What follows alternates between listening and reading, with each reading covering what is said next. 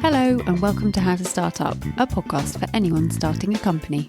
This is a collection of conversations with people who have all successfully started, run and even sold their own companies, sharing not only professional but personal experiences on what we should be doing now, next or never. Hosted by me, Juliet Fallowfield, founder of PR consultancy for startups Fallowfield and Mason. As we've been working alongside the pandemic for nearly 2 years, I wanted to interview founders who started their businesses in March 2020 and beyond, as anyone starting to think about founding a business will know no other world to operate in. As we know, this whole new world has thrown us curveballs, but not all of them are negative. So I'm hoping that hearing from recent founders with up-to-date work experience, so to speak, will really support more people in starting up. In today's episode, we hear from Rhiannon Lambert, one of the UK's leading nutritionists and the founder of Rhitrition and Rhitrition Plus. Rhiannon founded Rhitrition in 2016, and it has gone on to become a renowned Harley Street clinic specialising in weight management and sports nutrition. Alongside her first business, Rhiannon then launched Nutrition Plus in March 2021 to pioneer a scientific, food-first approach to supplements and well-being. Rhiannon also hosts the Food for Thought podcast to help listeners enhance their health and improve their well-being. Rhiannon shares with us her advice on the differences of running the two businesses, as well as how to put boundaries in place to protect your work-life balance. Hi Rhiannon, thank you so much for your time today on How to Start Up. It is great to have you here, especially as you not only started a company before the pandemic, but also during. So it would be wonderful if you could start with a quick introduction as to who you are and a bit about the businesses that you founded. Oh, of course. Hello. Thank you so much for having me. Such a pleasure to be able to talk through the business aspects and the things that we've been working on. So my name is Rhiannon Lambert. I am a registered nutritionist. So my degrees and master degree and the master practitioner are all based around helping people achieve more from what they eat and helping them be healthy and happy. Alongside that, I am an author and I set up my clinic, the Rhitrition Clinic, where I run a team of health professionals back in around 2016.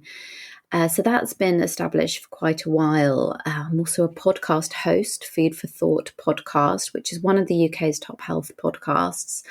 And the business that I launched trying to launch, it took a long time. I have a supplements company called Rhitrition Plus, which has now launched post-pandemic. But obviously we had the initial intention to launch that, throughout. During the pandemic, I've actually written a Sunday Times bestselling book. I'm working on a new book, which is coming out soon. And launched the supplements company. So there's a lot of different hats to the nutrition and health business that I run. But ultimately, through the social media channels at Rhitrition, we're here to help people. That's the number one goal. Amazing. And that is a lot of hats. I mean, even with one company, you have multiple hats. So how on earth do you find, so many questions, a work-life balance, structure in your day, any time hacks? How do you do it all? Do you know, I've often been a believer in the less time you have, the more productive you become. Yes, forced to be it. Yeah, it's definitely materialized over the years in that way. And now I've also, of course, my biggest role in life, which comes above everything, is being a mother. So I've got a 2-year-old and I'm currently 35 weeks pregnant, recording this with another on the way. So it's never been more important to me to create boundaries. And it's something I've got to be honest, I wasn't very good at. But I don't know how, if I'm being honest, how successful my businesses would have become if I had a better work-life balance. I mean, when you're self-employed and you work for yourself, it's in your brain 24/7. You know, I've never had a single day where I haven't thought about Rhitrition or thought about something that I can enhance in the business or something I want to achieve or want to do. And there's a time where that can be extremely healthy. But I think as time progressed and the bigger the company became and the more hats, as you said, the more things there are to do, the more important it became to put boundaries in, especially as a mother, so I can have quality time with my family and children. I try not to do too much now at the weekends, whereas before that would be ultimate catch-up zone. Yeah. That spare bandwidth that you can just keep going at the weekend. I recently discovered the love of a public holiday because everyone else leaves you alone and you can just get on with stuff. Oh, yes. What was it about the timing that you wanted to do this secondary business?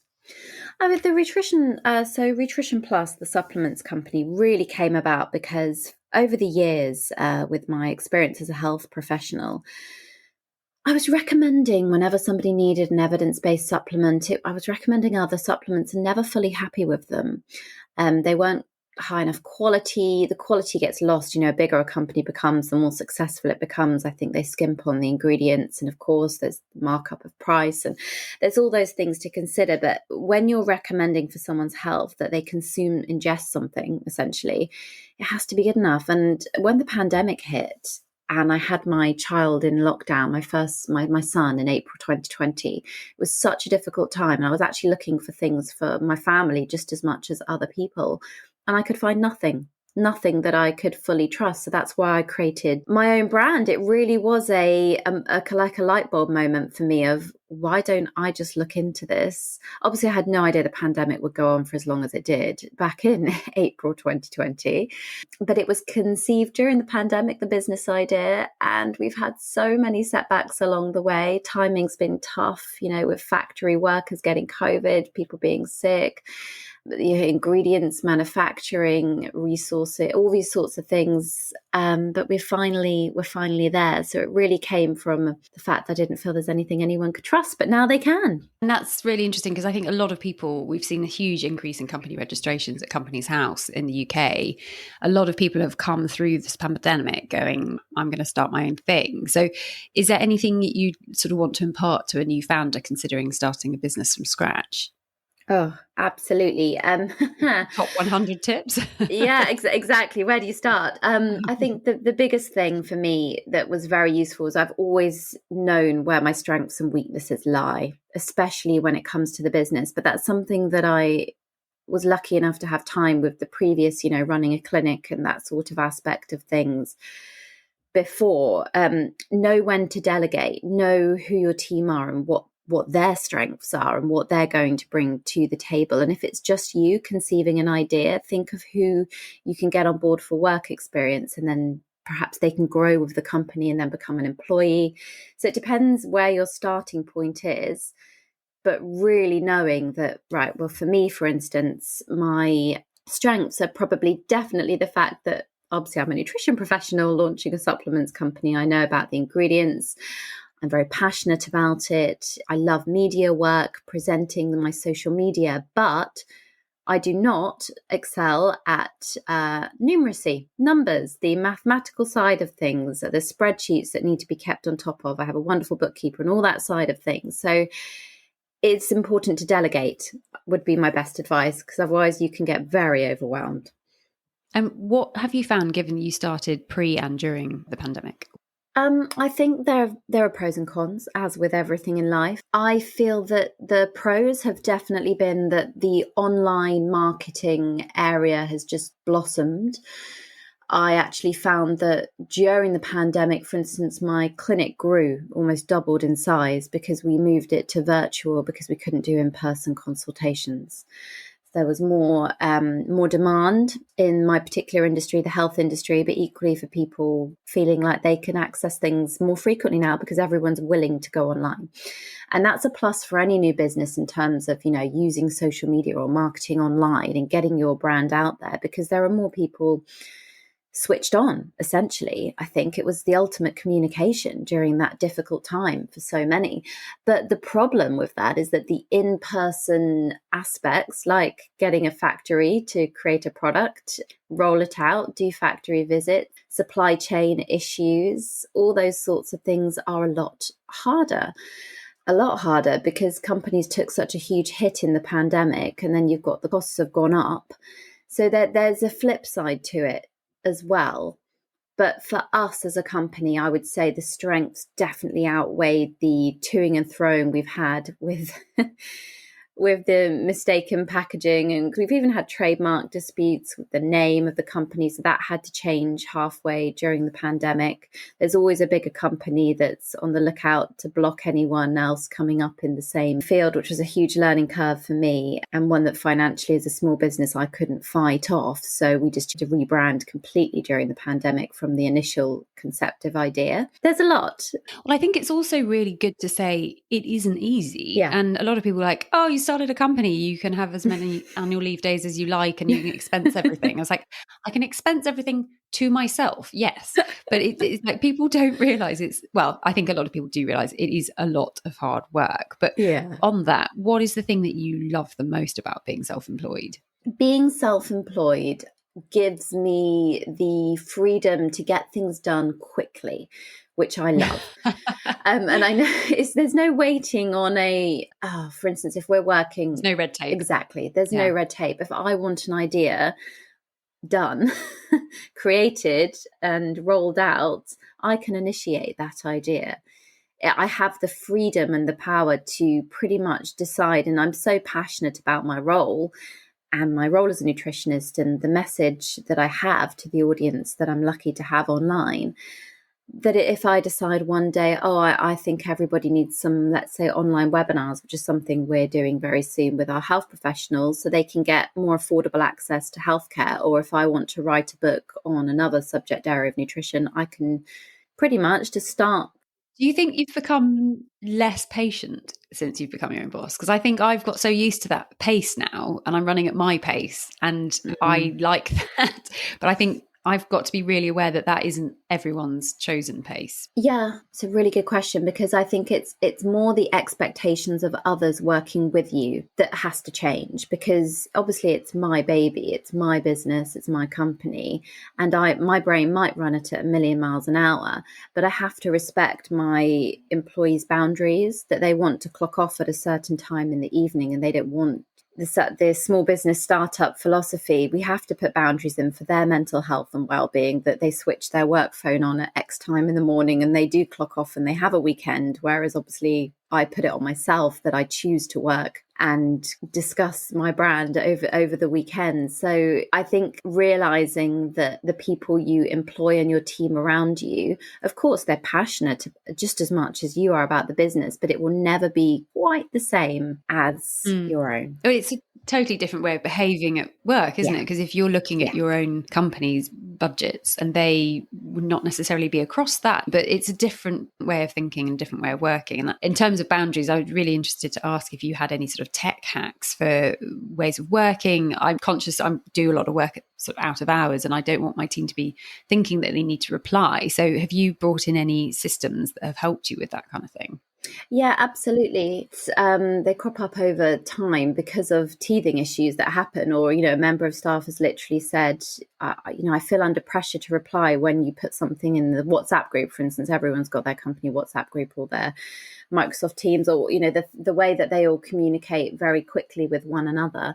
And it was definitely the work phones rather than using personal phones, expecting them to have it turned off the minute they finish work. So even if I'm sending messages to-do lists, I expect them to go through that to-do list when they clock on again at 9 o'clock the next morning, not before or that evening. So it's just discussing it and being very open and honest. I also want my staff to get out for a walk every day, because we're all working remotely from home still. It's very difficult to create that enthusiasm and mental well-being if you're stuck at a desk all day. Yeah, I want my team to be happy and healthy, and I want them to go out for a walk.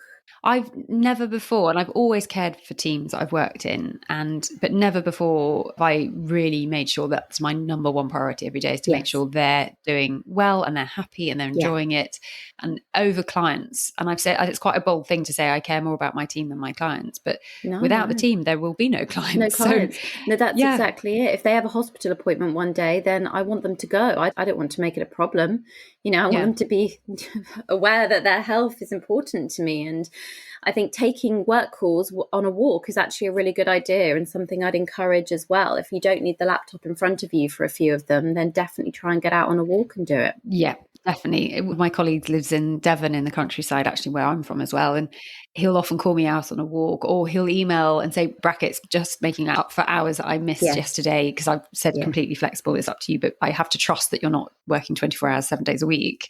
And that trust thing, like, actually, just very quickly, what do you not enjoy about being self-employed, given that we've talked about what you love? The trust is probably the biggest thing, loyalty and trust, because you place a lot of it in when you're such a small team where you run your own business and it's on you.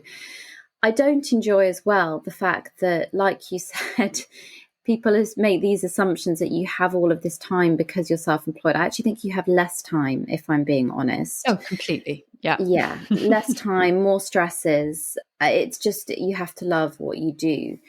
But I think that the biggest thing for me is getting that quality time off without a problem cropping up that I need to resolve within the business, or being able to switch off fully. That's the thing I least enjoy, because sometimes I do envy people that have, for instance, I'm a self-employed mum.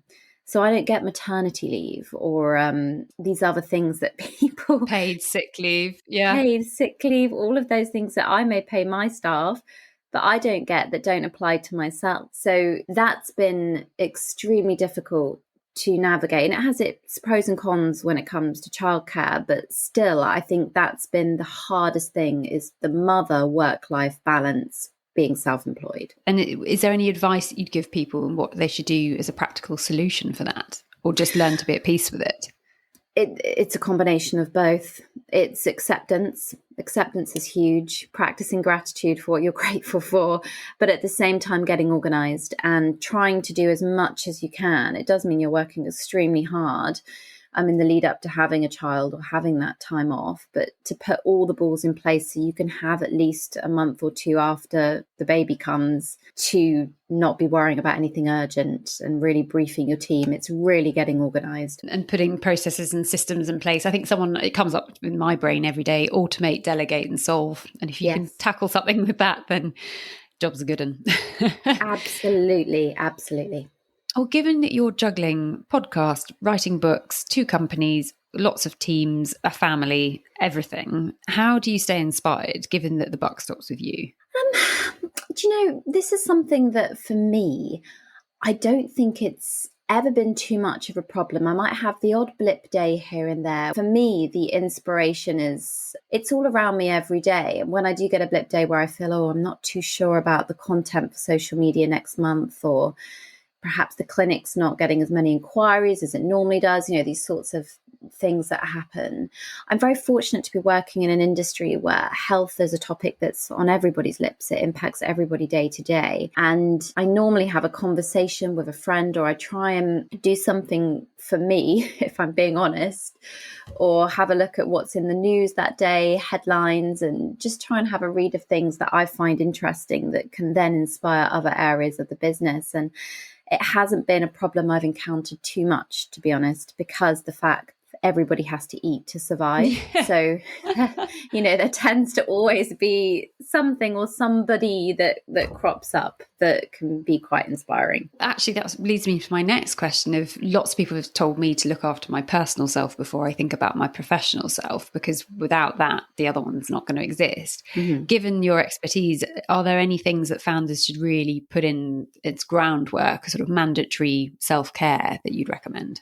Absolutely. And I'm not going to sit here and preach to people that I do this perfectly, because I don't, and I'm a nutritionist, but I always try and make sure that I have a scheduled lunch break in the day, that I take time to actually get something nourishing in, that I'm drinking tons of water, that I'm not caught off guard. If I have to be somewhere, that has to fit around my schedule, and I'm not going to go somewhere for a day's shoot where they don't provide food, or they don't provide basic things for myself and anyone that's coming with me that day, because you're not going to perform well if you don't have fuel in the tank. It's such an essential aspect of life.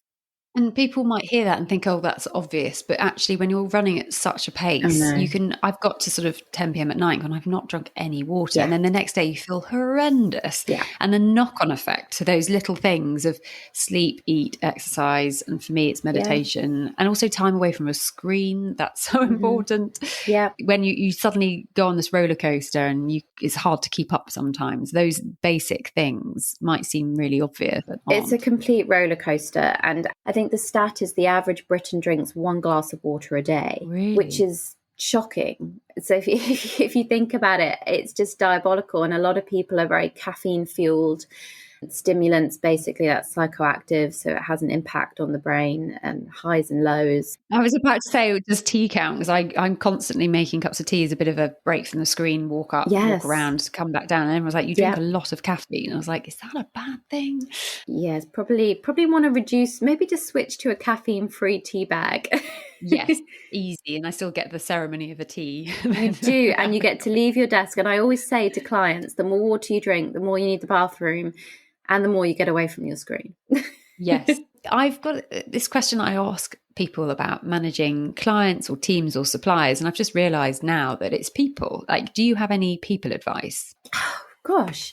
Yes, I think treat others how you'd like to be treated is something I've always lived by. You know, no one wants to engage or work with a tyrant. Yeah, you can put the word in my mouth, exactly. I prefer to have a really friendly base. In fact, learning the boundaries in such a small business between friendship has been tough over the years, because obviously people you work with very closely become friends in some cases.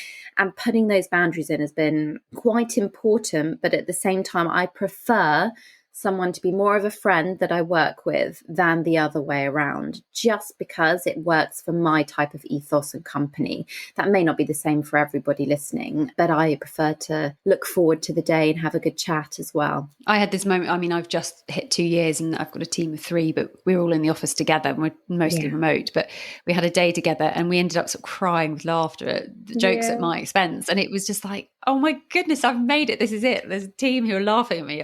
This is gold. Wouldn't change it. So, but I know what you mean in terms of then you might have to have a difficult conversation with them. But if your relationship, whether it be a friendship, both professional or personal, is strong enough, hopefully that's managed. And my last question, do you have any last golden nugget pieces of advice that you'd like to share with a new founder? I think manage your expectations is very important. You know, people are not overnight successes, no matter what you hear. And it does take a lot of graft, and there will be low days. But after the low days, there are always higher days. So I think it's just, be prepared, be patient, but be accepting of the fact it's going to take a lot of work. And work-life balance isn't always achievable in those early days, but you will be able to get there. Thank you, Rhiannon, so much for all of your advice. It's super useful and very inspiring. I'm going to go and pour myself a very large glass of water. Well done. Thank you for having me. If you'd like to contact Rhiannon, you can find all of her details in the show notes, along with a recap of the advice that she has so kindly shared. Thank you for listening to How to Start Up. I hope these conversations offer you some confidence, encouragement, and reassurance that you're on the right track. If you enjoy this podcast, I'd be so appreciative if you were to rate, review, and subscribe, as it will really help other people starting a company discover it.